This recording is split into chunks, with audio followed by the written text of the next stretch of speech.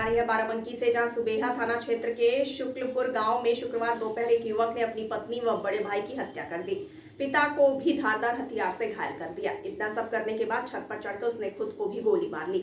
युवक और उसके पिता को गंभीर हालत में अस्पताल ले जाया गया। प्रथम दृष्टया अवैध संबंधों की बात सामने आ रही है। देखिए, आज लगभग 11:30 के आसपास एक सूचना मिली कि एक व्यक्ति अपने छत पे चढ़ा हुआ है और वहाँ उसके हाथ में एक तमंचा है। इस सूचना पर पुलिस पहुंची थी मौके पर और जानकारी मिली कि उस व्यक्ति ने अपने भाई को और अपने बाप को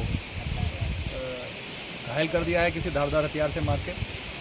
यहाँ पुलिस मौके पर पहुंची तो देखा जो उसके भाई हैं वो मृत थे, उनका जो भाई हैं, उनके जो पिता हैं वो घायल थे, उनको अस्पताल के लिए भेजा गया। उसी क्रम में ये भी जानकारी में आया, जो उसने खुद ही चढ़े हुए छत से बताया कि जो उसकी पत्नी है उसको भी उसने 2 दिन पूर्व मार के एक अपने ही घर में रख रखा है। उस पत्नी की डेड बॉडी को भी रिकवर किया गया और उसके बाद उस व्यक्ति ने खुद को भी अपने आप को गोली मारी, जिससे कि वो गंभीर रूप से घायल हुआ है। उसको भी अस्पताल लेके पुलिस ने भिजवाया है, जहाँ प्रथम दृष्टया अभी हम मौके पर हैं और यहाँ सभी जो एविडेंसेस हैं उनको कलेक्ट किया जा रहा है।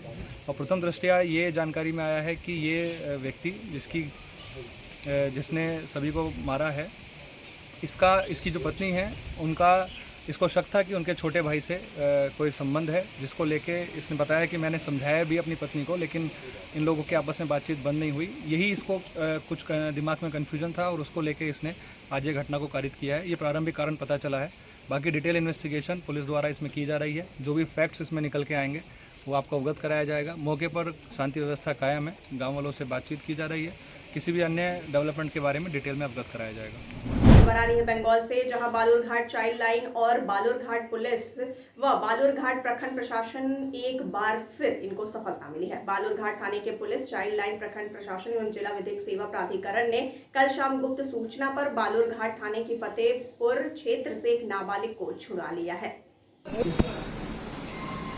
আমরা আজকে 1098 মারফত একটা খবর পেয়েছিলাম বাল্য বিবাহে।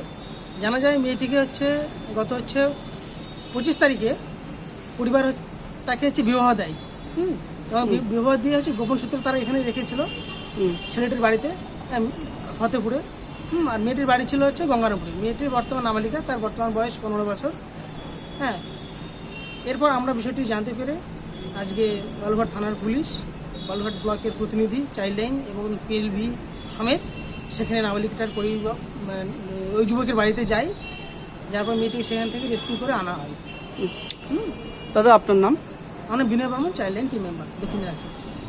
खबर आ रही है पंजाब से, जहां फिरोजाबाद में उत्तर प्रदेश सरकार के 100 दिन पूरे होने के उपलक्ष्य में सरकार के राज्य मंत्री कारागार सुरेश राही ने जिला मुख्यालय सभागार में जनपद की समस्त मीडिया के सामने उपलब्धियों को रखा। इस मौके पर जिला अधिकारी रवि रंजन व एसएसपी आशीष कुमार तिवारी के साथ सदर विधायक मनीष असीजा व टुंडला विधायक प्रेमपाल धनगर व महापौर नूतन राठौर सहित भाजपा के जिलाध्यक्ष वृंदावन लाल आदि लोग उपस्थित रहे। पीसी हुई है, क्या पूरा 100 दिन का कार्यकाल रहा है और क्या नई योजनाएं? जो 100 दिन का हम लोगों ने जो लक्ष्य रखा था, हमने लगभग उसको पूरा किया है और वही आज जनता के बीच में आपको बताने आए थे। क्या योजनाएं रही 100 दिन? विकास की योजनाएं रही, जनता से जुड़ी जो योजनाएं थी वो जमीन नहीं पहुंची, उसके लिए हमारे अधिकारियों ने जो कार्य किया, भागदौड़ की है, तो आपको पता होना चाहिए। इसीलिए आज हम लोग आपके बीच में बैठे हुए हैं और आपके बीच मैंने बताया भी कि योजनाएं थी, इनको हमने पूरा किया है। कुछ योजनाएं किस टाइप की थी जरा बताएं। फिरोजाबाद के लिए क्या विशेष रहा है? देखिए, फिरोजाबाद में तो बहुत अच्छा चल रहा है। यहाँ का जो लक्ष्य था वो लक्ष्य से अधिक लोगों ने कार्य किया है। इसके लिए सारे अधिकारी बधाई के पात्र हैं और कानून व्यवस्था को लेकर भी अगर देखा जाए तो पुलिस पूरी तरीके से यहाँ पे सजग है, वो भी बहुत अच्छे से कार्य कर रही है। खबर आ रही है सोनभद्र से, जहां रायपुर थाना क्षेत्र के खलियारी बाजार में मोटरसाइकिल पर सवार बदमाशों ने गुरुवार रात 2 अखबार के क्षेत्रीय प्रतिनिधियों को गोली मार दी। घटना के बाद बदमाश मोटरसाइकिल से बिहार राज्य की ओर भागना चाह रहे थे। घायल पत्रकारों को वैनी सीएचसी में उपचार हेतु भर्ती कराया गया है, जहां दोनों पत्रकारों की स्थिति को गंभीर देखते हुए उन्हें वाराणसी रेफर कर दिया गया है। खबर आ रही है बुलंदशहर से, जहां प्रशासन द्वारा कांवड़ यात्रा को लेकर तैयारियां पूरी कर ली गई। पहली बार सीसीटीवी और ड्रोन से कांवड़ यात्रा की निगरानी होगी। पुलिस अधिकारी अपने मोबाइल फोन पर सीसीटीवी से कांवड़ यात्रा की पूरी गतिविधियां देख सकेंगे। कांवड़ यात्रा की सुरक्षा और निगरानी में आधुनिक 86 सीसीटीवी और ड्रोन का इस्तेमाल होगा। सर, कांवड़ यात्रा शुरू होने वाली है, उसको लेकर के क्या सुरक्षा का प्लान जनपद पुलिस की तरफ से तैयार किया गया है? तकनीकी रूप से क्या सुरक्षा का प्लान है सर? देखिए, ऐसा है, कांवड़ यात्रा को सफल संपन्न कराने के लिए हम लोग जो परंपरागत चीज़ें थी उसके अलावा तकनीकी रूप से जो चीज़ें की जा सकती हैं उसको भी कर रहे हैं। इसके तहत हम लोग जगह जगह सीसीटीवी कैमरे लगवा रहे हैं और इसके अलावा ड्रोन का प्रयोग करेंगे हम लोग। इसके तहत हम लोगों ने जो हमारा रूट है, रूट को डाइवर्जन के लिए या उनके रखरखाव के लिए या उनकी सुरक्षा के लिए, जैसा कि एक्सीडेंट वगैरह हो जाता है, इसमें हम लोगों ने जो हमारी 100-112 की गाड़ियाँ हैं, चाहे वो 2 व्हीलर्स हों चाहे 4 व्हीलर्स हों, इनको भी हम लोगों ने फिर से उनको स्थापित किया है ऐसी जगहों पर जहाँ पर उनकी निगरानी की जा सके। जैसे हमारे जो मेन रोड उसमें हैं, उन रोडों के लिए हम लोगों ने कई पार्टों में विभाजित कर दिया है और उनकी लगातार निगरानी, जो हमारी 100 की गाड़ियाँ, 112 की गाड़ियाँ हमारी हैं, वो लगातार उसकी निगरानी में रहेंगी और सतत मूवमेंट पे रहेंगे। तो इस प्रकार से हम लोगों ने कई तरीके से इसको कवर करने की कोशिश किया है। इसके अलावा हम लोगों ने जैसे जो हमारे कांवड़ संघ हैं या हमारे जो लोग शिविर लगाते हैं, इनसे हम लोगों ने कुछ उनके स्वयंसेवक या एसपीओ के रूप में उनके नाम लिए हैं जो इसमें सतत मदद करेंगे। हमारे भी कुछ लोग सादे में रहेंगे और कुछ हमारे जो क्या नाम है जिलाधिकारी या राजस्व विभाग का अमला है, उसमें भी कुछ लोग सादे में रहेंगे। इस प्रकार हम लोगों ने पूरी व्यवस्था की है। कोशिश करेंगे हम लोग जो रूट है उनको भी अलग करने के लिए कुछ व्यवस्थाएं कर सकें जिससे अलग से दिखे उनको। इसके लिए हम लोग बोर्ड वगैरह भी लगाएंगे रास्ते की इधर से उनको, जिससे कोई कन्फ्यूजन ना हो। इस तरह से पूरी व्यवस्था कराई जा रही है। जगह जगह पिकेट और गश्त की व्यवस्था भी रहेगी। तो हम लोग पूरी तरह से मुस्तैद हैं कि सफल कांवड़ यात्रा को संपन्न कराया जाए। अच्छा सर, सीसीटीवी जो लगाए जा रहे हैं उनकी तादाद कितनी है और किन स्थानों को सर चिन्हित किया गया है? तादाद के रूप में आप देखेंगे तो सीसीटीवी कैमरे हमारे अभी देखिए कोतवाली नगर में हम लोगों ने लगवाया है, आपके काले आम पे लगा है कैमरा, नया कैमरा लगा है, आपका अंसारी चौक पे नया कैमरा लगा है और इसी तरह से अपरकोट हमारा क्या नाम है नक्सल घाट चौकी वहाँ लगा है, थाने भी हम लोगों ने कैमरा लगाया है। अभी हम लोग जो हमारा ये भूड़ चौराहा है वहाँ पर भी हम लोग कैमरा लगा रहे हैं। हमारे पास कुछ पैसे पहले से सीसीटीवी कैमरे लगाने के लिए थे, उनका आज हम टेंडर की प्रोसेस करा रहे हैं। उसमें लगभग 10 लाख के कैमरे, लगभग उसमें 24 कैमरे आएंगे पूरी सिस्टम के साथ। और इसी तरह से खुर्जा में करीब 18 लाख रुपए हमारे पास पड़े हैं, वहाँ के लिए भी टेंडर हम लोग करा रहे हैं। तो हमारे पास काफ़ी पर्याप्त मात्रा में कैमरे हो जाएंगे। खास करके ये 2 बड़े हमारे कस्बे हैं, इसमें तो हम लोग करा ही रहे हैं। और भी जहाँ आवश्यकता है पब्लिक के माध्यम से या क्या नाम है जो अस्थायी रूप से हम लोग अस्थायी लगवा रहे हैं, अस्थायी रूप से जहाँ लग सकता है अस्थायी रूप से भी लगवाने का प्रयास किया जा रहा है। ड्रोन कैमरे का भी प्रयोग किया जाएगा इसमें। और हमारे इसके अलावा हम लोग जो हमारी पार्टियां होंगी उनके पास अपने कैमरे वीडियो रिकॉर्डिंग के लिए रहेंगे, उससे वीडियो रिकॉर्डिंग कराएंगे हम लोग, जिससे हमारी कांवड़ यात्रा सफल चल सके। बरारी है इटावा से जहां सर्राफा व्यवसायी के पुत्र की निर्मम हत्या हुई, घर पर आए युवक ने हत्या की है। पुलिस खोजबीन कर रही है। आपको बता दें कि इटावा फ्रेंड्स कॉलोनी थाना क्षेत्र के अंतर्गत ग्राम सुंदरपुर पानी की टंकी के पास सर्राफ व्यवसायी के पुत्र सचिन यादव की निर्मम हत्या कर दी गई।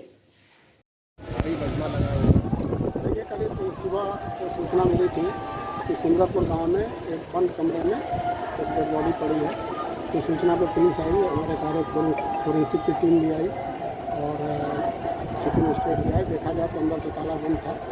फील्ड यूनिट के माध्यम से उसको खोला गया और देखा जाए तो अंदर एक तख्त पे डेड बॉडी पड़ी है, जिसके दाहिने कान के पास चोट के निशान दिखाई दे रहे थे। जमीन पर पड़ा हुआ। इसकी सारी हम लोगों ने मौके पर जाँच कर ली है और इसका जानकारी के बाद इसका नाम सचिन यादव है, जो यहाँ मानिकपुर के पास रहने वाले हैं। इन्होंने अपना नया मकान बनाया और 2-3 दिन से यहाँ रह रहे हैं। ये जानकारी प्राप्त हुई है, इनके पिताजी से बात हुई है।